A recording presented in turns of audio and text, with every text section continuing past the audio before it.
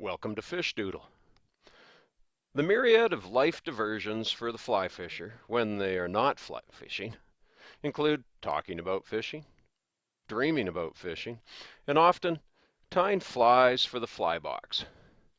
And to tie flies, of course, one needs fly tying supplies. And you can get them anywhere. And if you become a fly tyer, you will, and you'll get them anywhere, and you'll have exhaustive supplies and varieties. Any fishing, hunting store will have aisle after aisle of supplies, hooks and feathers, hackle and dubbing, and thread and tinsel and beads, and so on and so on.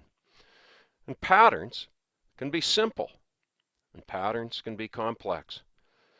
When teaching students to tie flies, we begin with a black leech often, which, along with hook and thread, is created with black wool and marabou.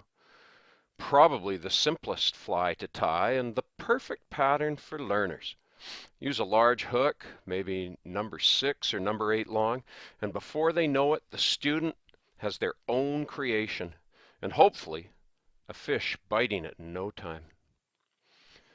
Complex patterns would include Art Lindgren's black spay, a floating line fly for summer steelhead.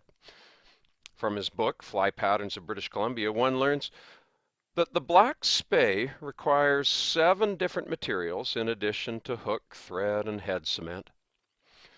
The tip of fine oval gold tinsel, black floss for the butt and body, red-orange Indian crow-type feather for the tail, bronze mallard for the wing, black heron for hackle, and a throat of a couple of turns of teal flank feather.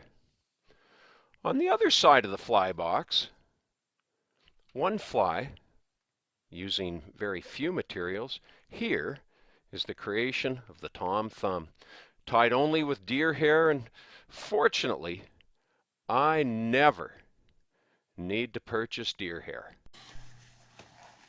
And so when somebody offers you cape after cape of beautiful deer hair, there's only one answer.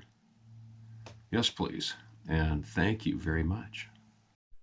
And the Tom Thumb, while not the most durable pattern when repeatedly taken by trout, sits atop the water, imitating any number of emerging insects. And I present to you here my favorite trout dry fly, the Tom Thumb. And to quote Art Lindgren, no other dry fly has the fame and is more widely used in British Columbia than the Tom Thumb. Cast into still water and twitched a little with an irregular cadence and wait for the strike. The Tom Thumb. And thanks for joining us at Fishdoodle.